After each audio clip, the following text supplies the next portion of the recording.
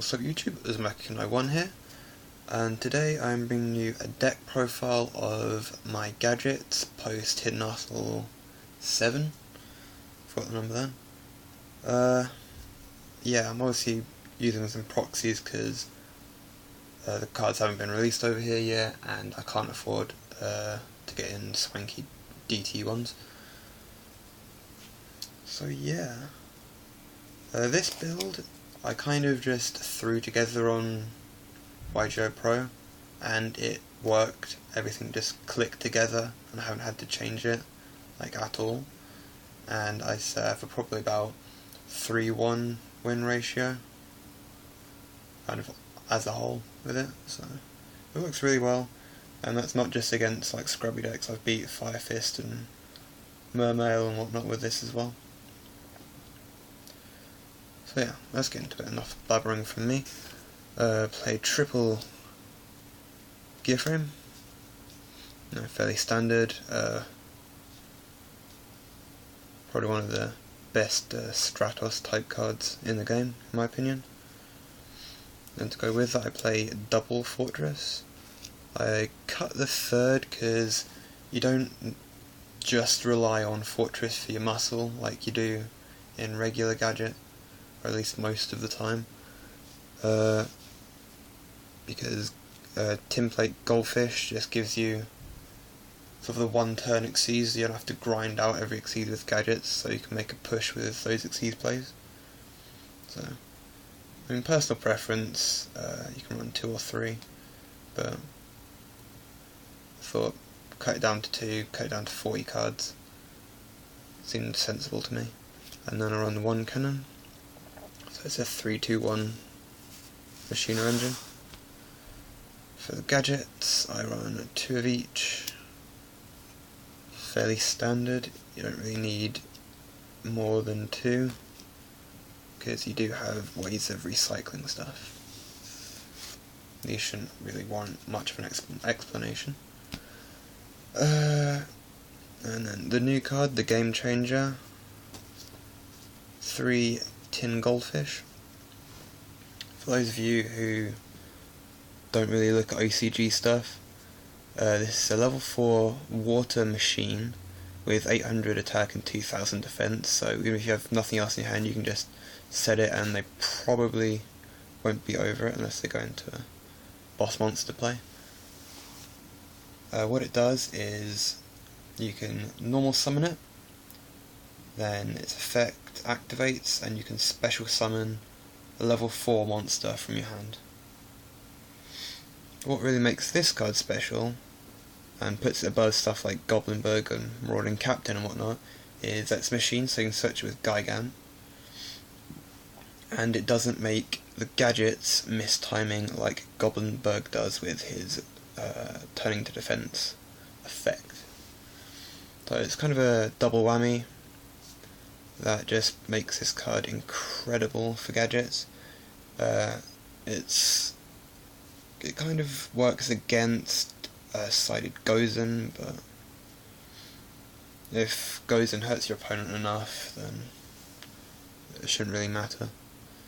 Its Water Attribute is also kind of a blessing, because it makes Abyss Dweller so much more potent in the deck, so they can't just go, oh, normal summon Dragoons, or wherever else, Snow, and beat over it. So yeah, Tin Goldfish is going to be a brutal card when it comes out. Then on 2 Trugodia, and to finish off the monsters, 1 Gauze, because I'm not running anything continuous. For spells, Reborn, Dark Hole, Heavy Storm, Double Space. Tempted to bump this up to 3, but 2's fine. 2 Duality, and an Avarice. Avarice is retired in Gadgets. I think you probably know why. Just continually cycle them. And I'll explain this more when I start having a look at the combos and stuff, but I've cut Offering, and I run 2 Double Summon. This leads into all kinds of wacky plays with Goldfish and Gadgets. It's good. In my opinion, it's slightly better than Offering in this build. It's simply because you can just do it first turn, you don't have to wait around for it. For traps, double Force,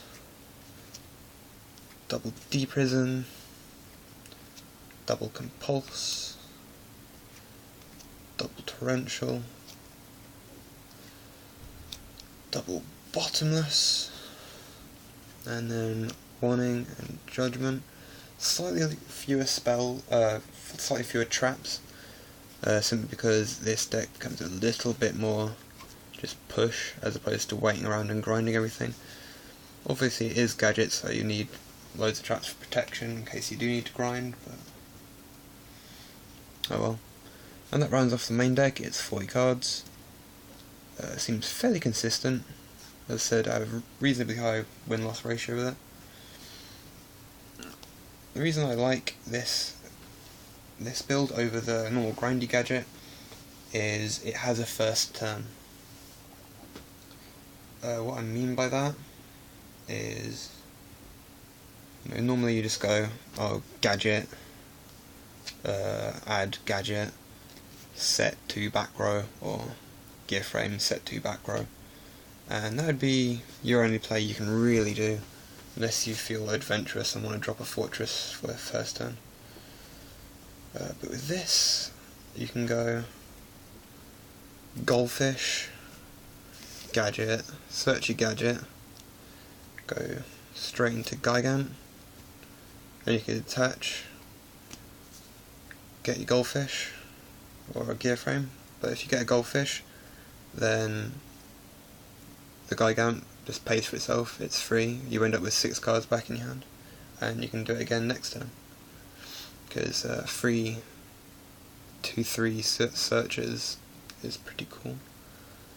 And if you also open double summon, you can quite easily just get your Gigant out, detach for effect, search Goldfish, double summon,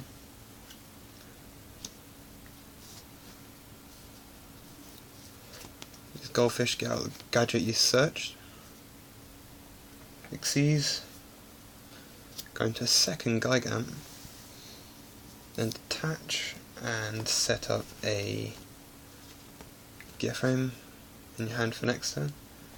So you've ended up with these being searched, these two on the field, and the possibility of still having back row to protect them, and plus even more next turn.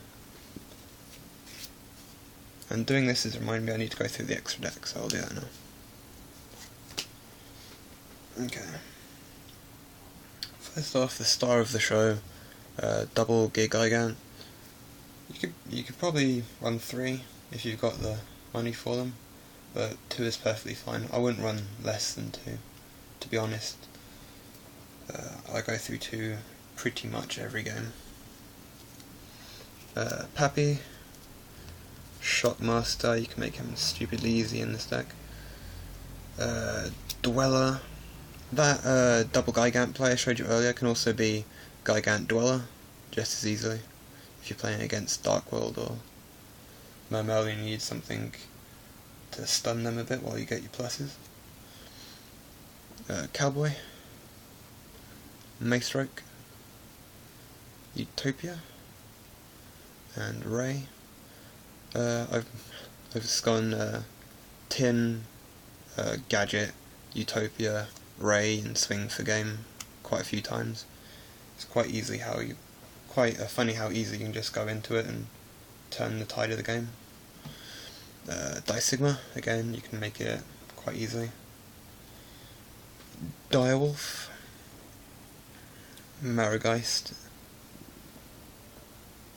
Pearl. This will be an Emerald. Emerald is like a mini Avarice, so you can shove back one of each of your gadgets and draw a card, so it's like you're running 9 gadgets basically.